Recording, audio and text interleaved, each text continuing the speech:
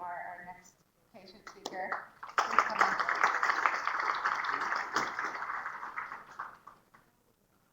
While I get set up here for a second, it dawned on me why I'm actually here. I took a look at the list of speakers, and I found I'm the only man.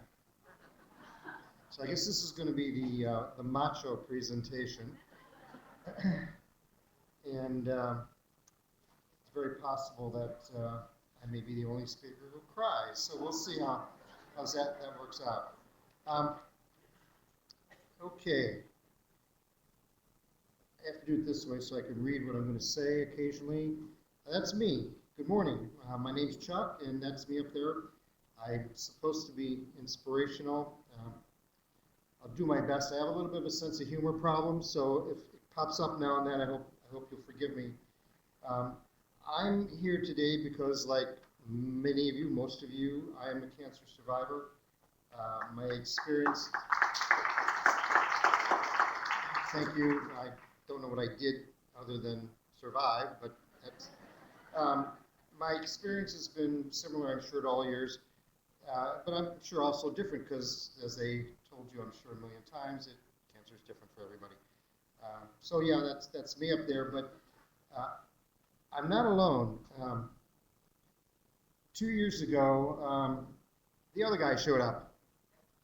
Now, most of you have probably been visited by your own version of the other guy.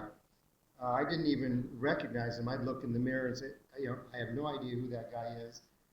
And the biggest problem is I think he's sleeping with my wife. So so who am I? Well, that's me just 5 years ago. Okay, just kidding.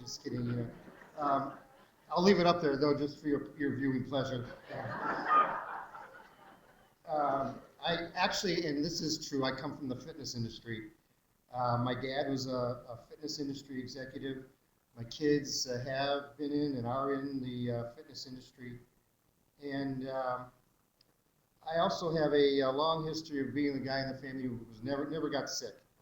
So, I love the fruits and vegetables and all that kind of stuff. So there must have been a mistake, right? I mean, it just didn't make any sense for me to be the one who got cancer, except for this little problem called genetics. My mother died of uterine cancer when she was 59. And by the way, she was only 17 years older than me. So I didn't do that math part, but that was a shock. Her mother, my grandmother, died of breast cancer at age 62. Uncle Alvin died of cancer. I think at the end it was kind of like cancer of the body. He was 70. I was 64 when all this stuff went down.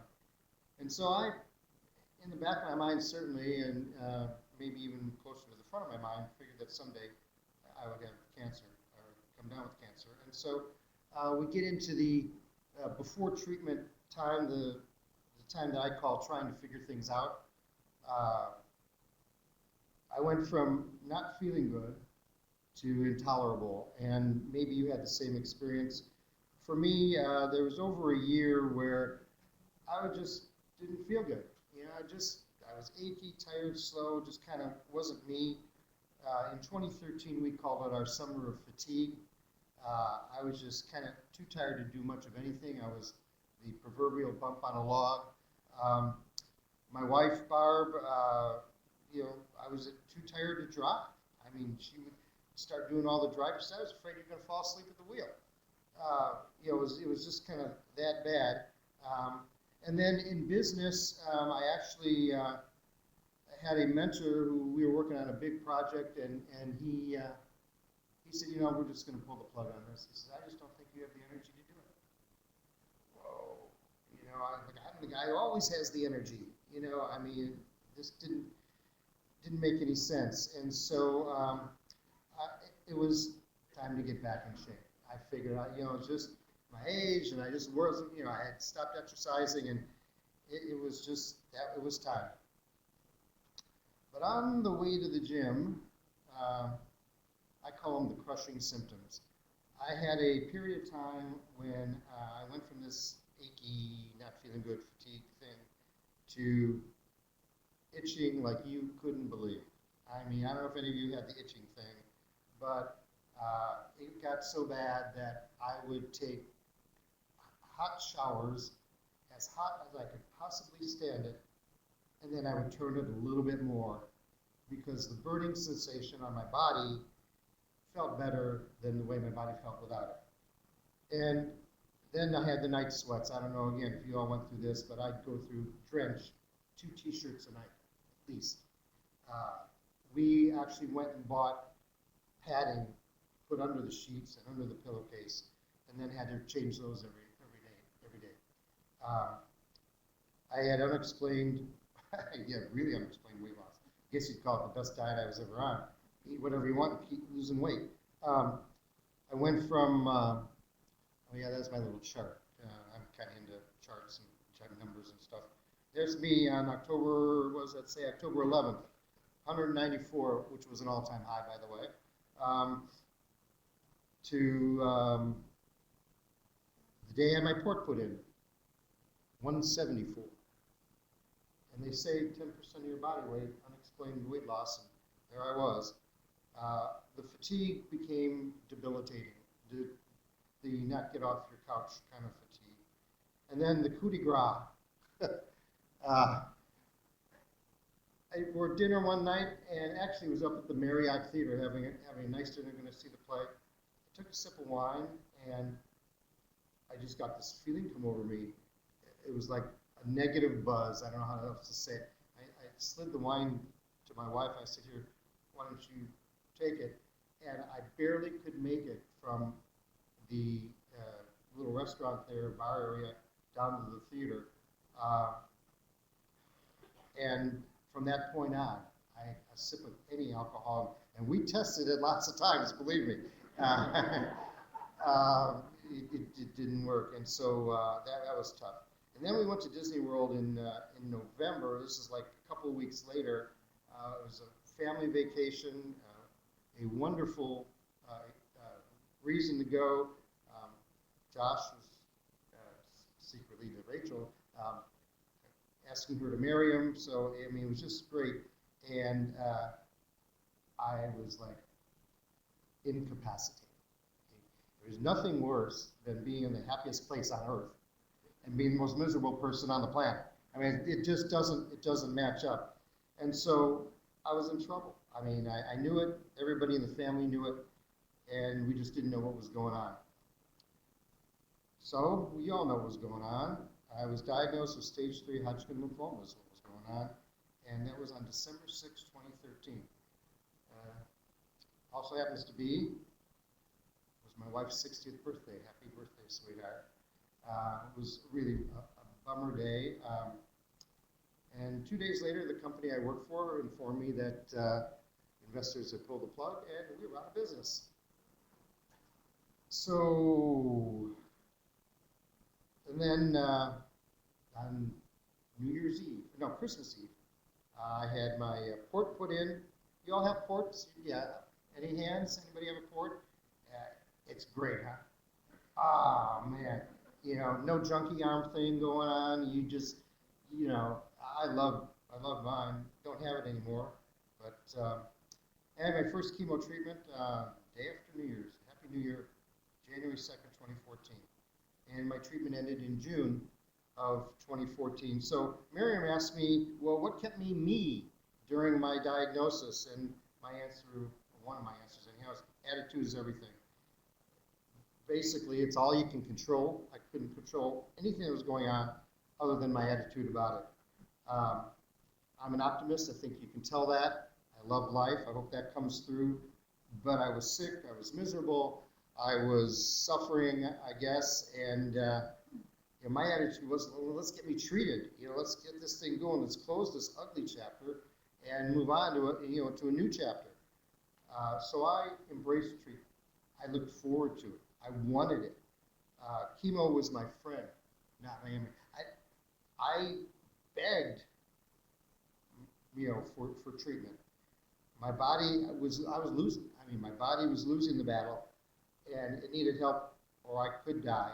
And whatever the side effects were going to be, and we certainly heard about them all, they would be minor and tolerable compared to the way I felt. So, what else did I do once we got into treatment? I blogged. First of all, I started getting phone calls from friends and family and how you doing and everything. And you start answering these calls. It's like, oh, what did I tell you last time I talked to you? Because, it's changed now. I just couldn't remember who I had told what to. I said, you know what? I'd rather fewer phone calls. I'll keep people involved. So I started a blog. You can see the URL down there. It's actually still live. The baseball reference I'll get to in a little bit. But and it was therapeutic. It made me feel better. I could get my feelings out and my thoughts out, and at the same time, people could kind of monitor how I was doing, and I get some emails back and forth, so it was kind of fun. This is not a picnic. You all know that. I'm going to kind of slide through here. My treatment included Comp, the fatigue you know about. I had 2 neutropenic fevers, ended up here at Prentice for 4 days on 2 different occasions. The ER. Oh my God. If you have no immunity whatsoever and you have to go to the ER in the middle of the winter, what worse place could you be in? I mean, coughing and wheezing and sneezing, and I'm wearing the mask, and I'm thinking, oh my God, just get me out of this environment. The ER. Ugh. Bottoming out, you all know about, when you have no immunity. It's only here. We saw the other guy before. Life as a germaphobe. I mean, that's an interesting thing, whether it's forget about the public restrooms, menus, they say it has the most germs ever, handrails on escalators, all that kind of stuff. I learned that the toilet is a great place to cry. I spend enough time there.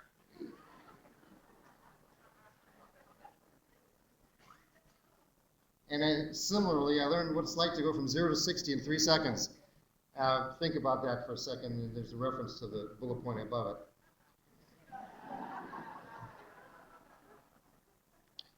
And I had my first blood transfusion, so that was kind of interesting. And I also learned when I had a faux heart attack, it wasn't really, but I learned what nitroglycerin tastes like. It has no taste. So these were the words. After my CAT scan and follow-up, you have no evidence of disease. So I'm now in after, and I am a lucky guy. I'm going to kind of zip through here. 15 years earlier, and the outcome could have been a lot different. Unlike, I'm sure, many people here, nobody cut me other than my port. No organs sliced, diced, to replace. Hodgkin's, which is my affliction, is curable. I have a great oncologist, Dr. Gordon here. He is the best. And I'm lucky because my support group, though small, was huge. I had a nice Immerman angel named Dan. I don't know if Dan's here today. I didn't see him. He was great. All my friends who read my blog and sent me silly notes was great. And my family, my son Michael, who was instrumental in researching the symptoms, identifying Dr. Gordon as the guy we wanted, and then working some magic, I think, to help us get in to see him. My son Josh and his wife Rachel were always there with anything I needed. That's my only grandchild right there with them.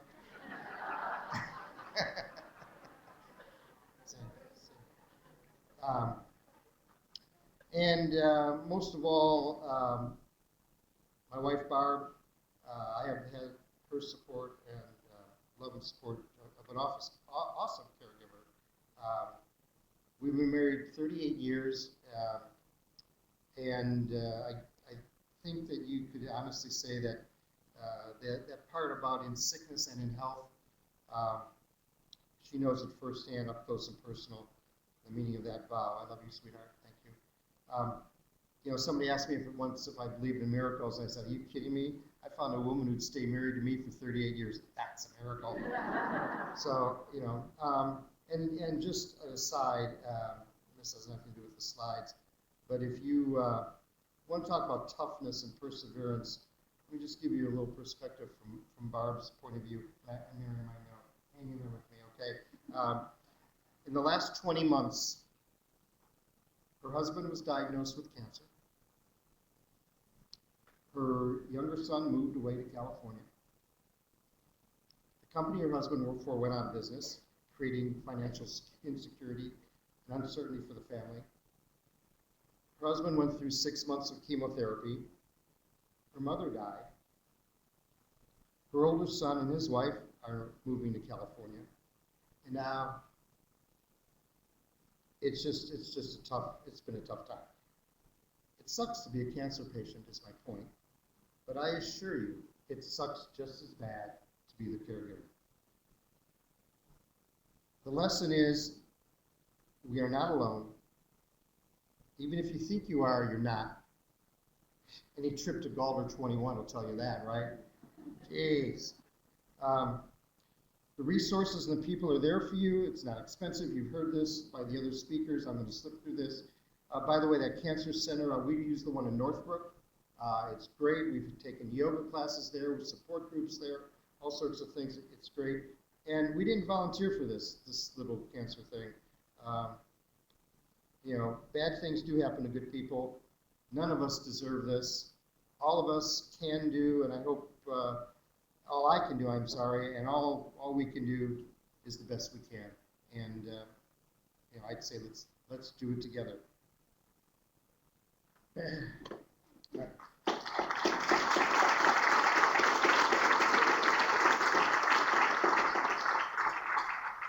You ever have one of those situations where you've done something and you did it and you practiced it and you did it over and over and over again, and you had it just the way you wanted it, and then something happens and it blows it up? Well, originally that was the end of my presentation, and but the story doesn't end there. I had my 1-year post-treatment CAT scan 10 days ago, and by the way, I knew it was a formality because I feel great. I put back my weight a little bit more than I wanted to. I'm working out. You know, everything is going absolutely just the way I wanted to. And after the CAT scan, Dr. Gordon came in, and Barb always goes with me. And well, you know those great words, no evidence of disease?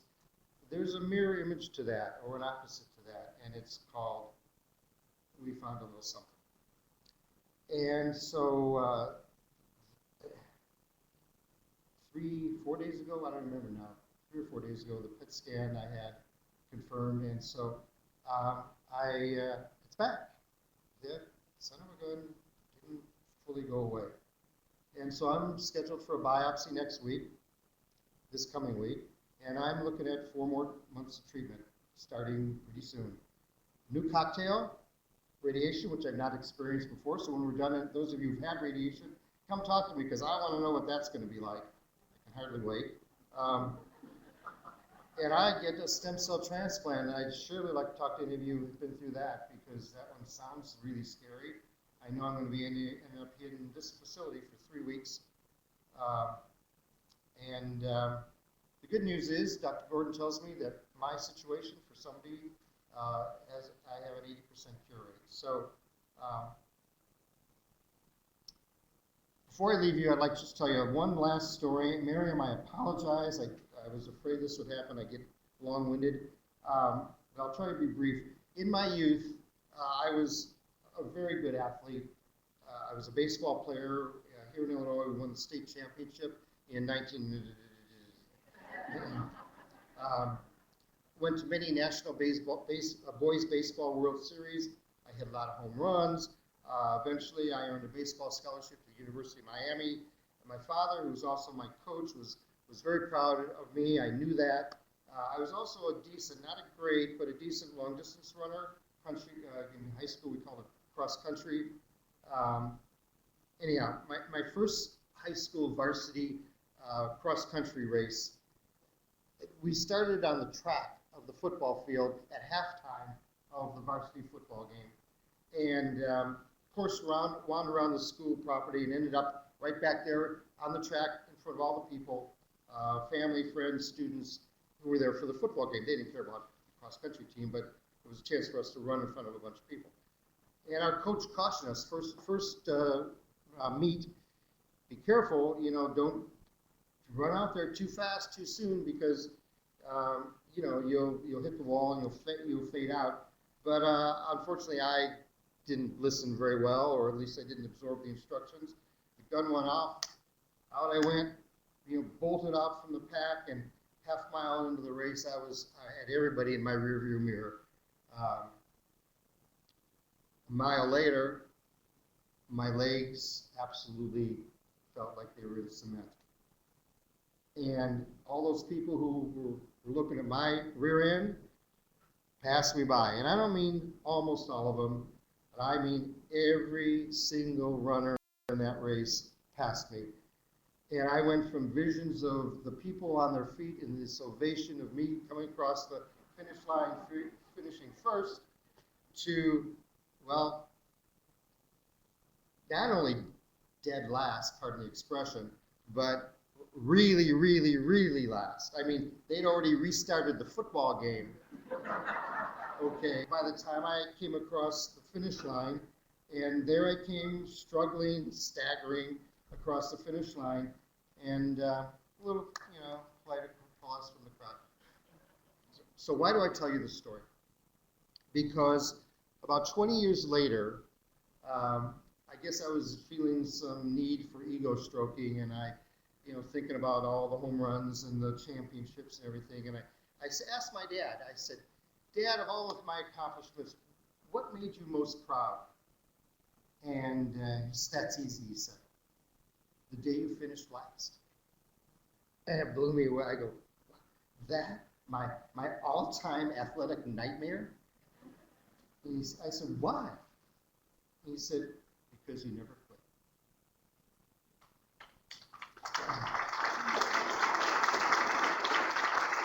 He said, I knew it came from inside of you. It's you, from your soul, and that's what made me proud. And that's really my message today. Never give up, never quit. I won't, and I hope you won't either. Thank you very much.